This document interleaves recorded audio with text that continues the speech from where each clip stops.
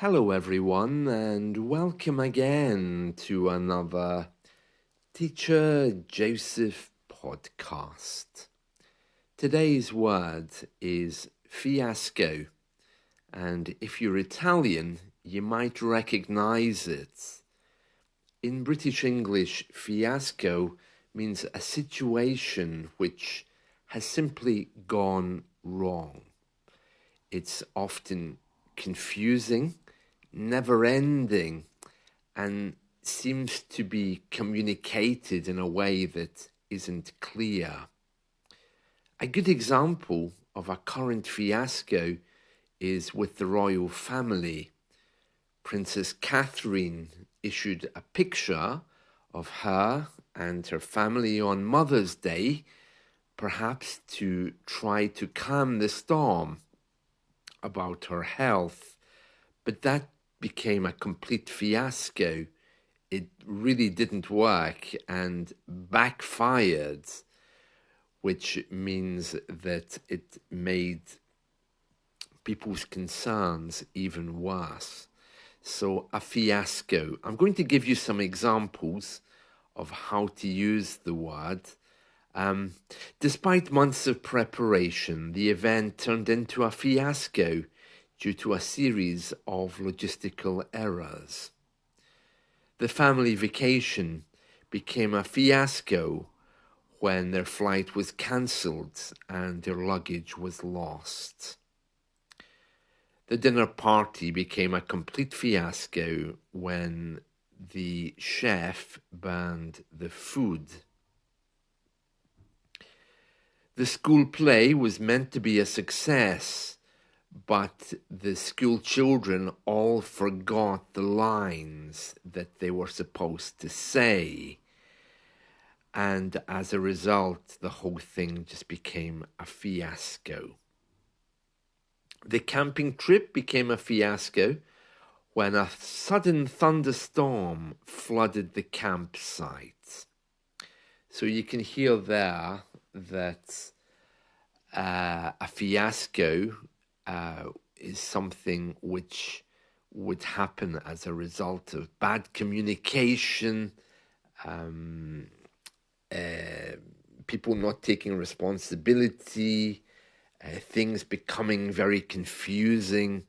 So that's a fiasco. So in the situation of water in the campsite, you can imagine people running away looking for shelter.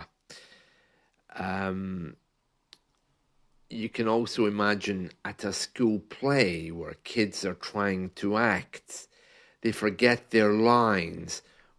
The teacher wouldn't know what to do next. The whole audience is looking at them, waiting for a response. That's a fiasco, So a fiasco is anything which is very confusing, disastrous, things which are causing a great deal of time, perhaps money as well, particularly when you do an action to make something else better, like in the case of Princess Kate. She issued a picture to try to assure people that her health was okay. And of course, the picture was stopped by the media. They noticed it had been altered. It caused a lot of confusion. It was one big fiasco. Now, there's a very similar word we use in English, in British English particularly. It's similar to fiasco, but it's when you are trying to do something. Let me give you an example.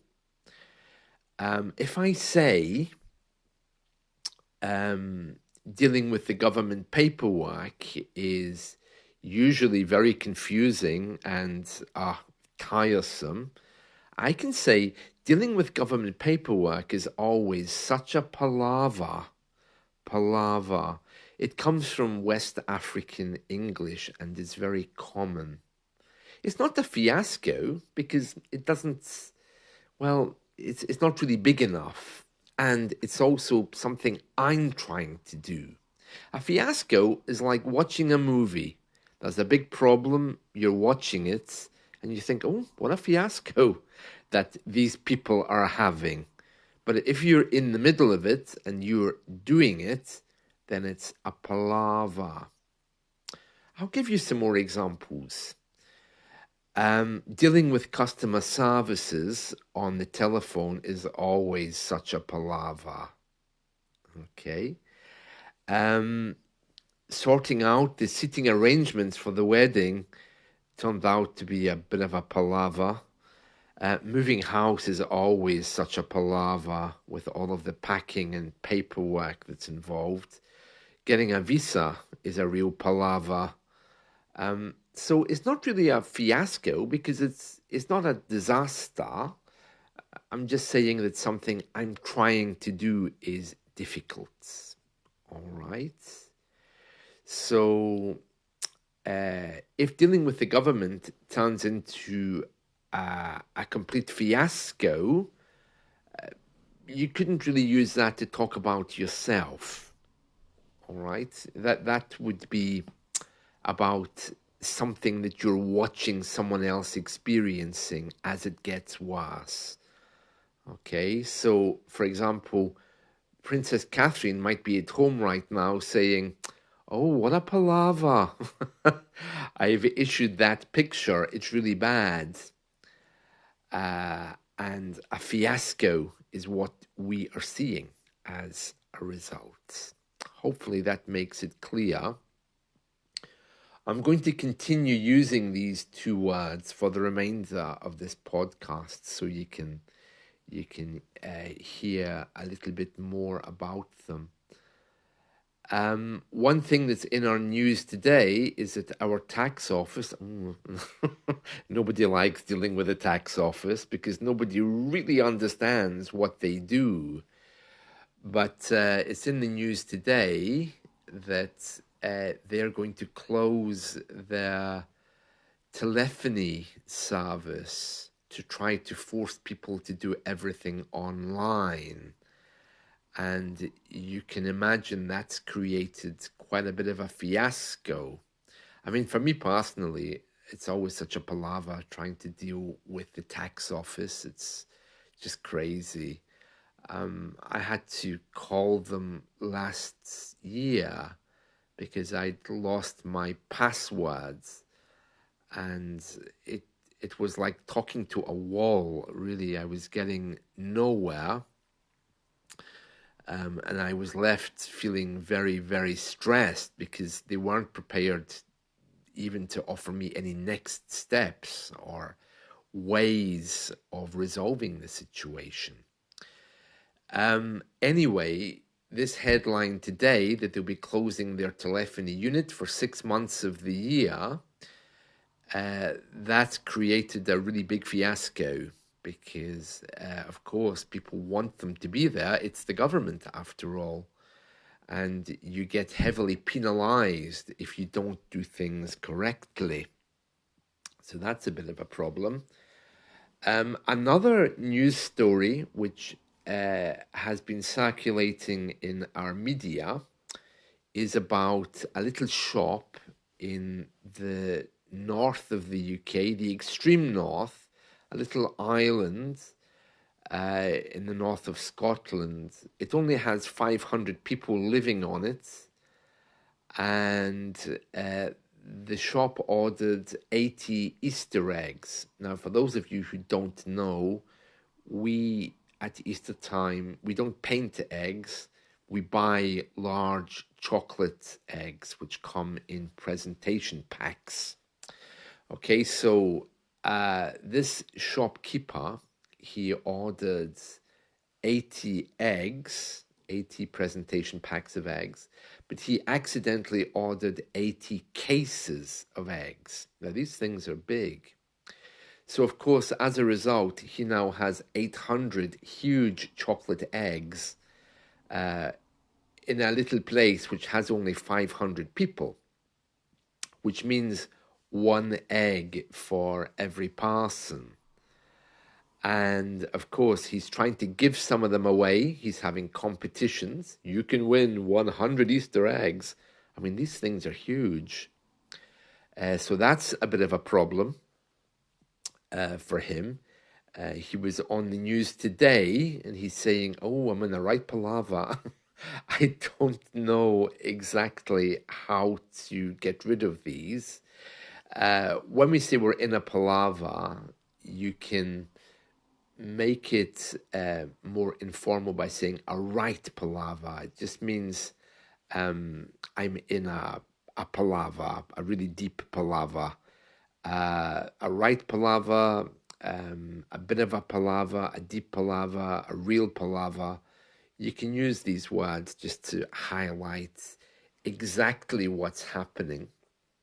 Anyway, he's now got 800 eggs that he has to shift. The media have picked up on the story and they're trying to help him force the chocolate company to take them back. But of course, he's bought them and they've been delivered. So I don't know how they're going to resolve that. It's not really a fiasco, but the man described it as his mistake and his palaver. So that's currently a story running in the media. Another story that's ongoing is the confusion or the fiasco about our tax office, which I mentioned a minute ago. And the other thing which is happening with our media at the moment is they're reporting a story from London about one of our theatres, which is called the Noel Coward Theatre. They're currently running a theatre production which is all about slavery.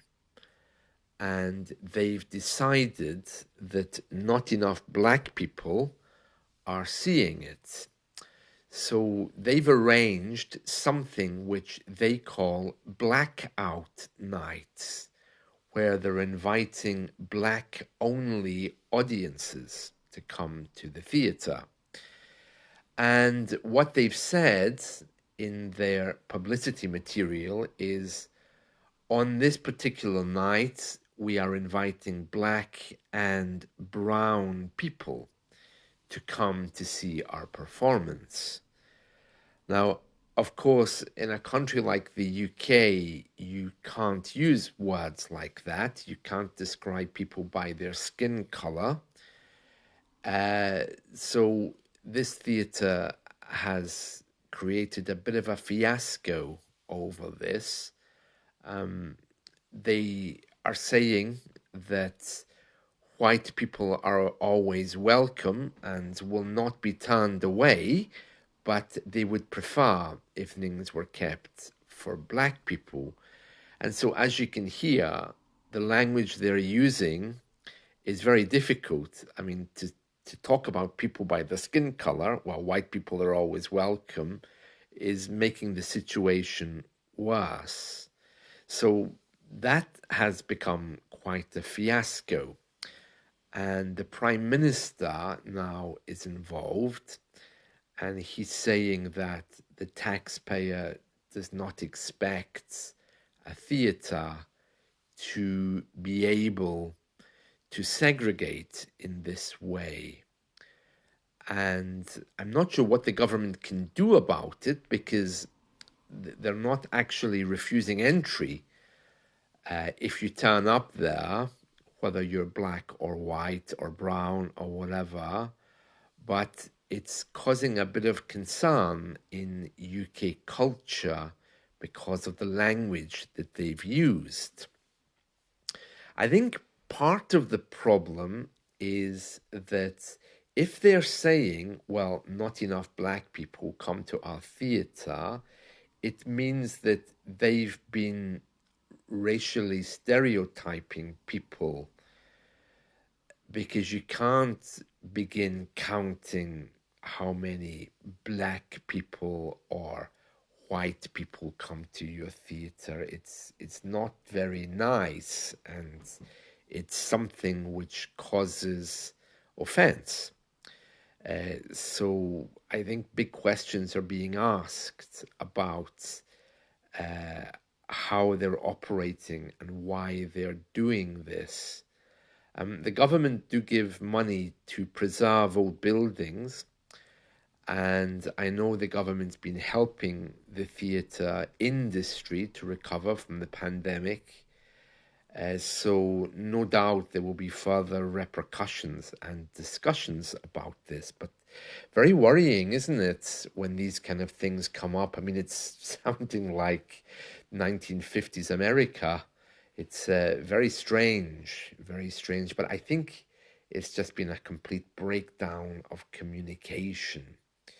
So they're in a bit of a mess. There's a big fiasco about this. Right, that's it from me today. So these are today's words, fiasco and palaver. So I hope you found these helpful. Let's talk again soon. See you. Bye.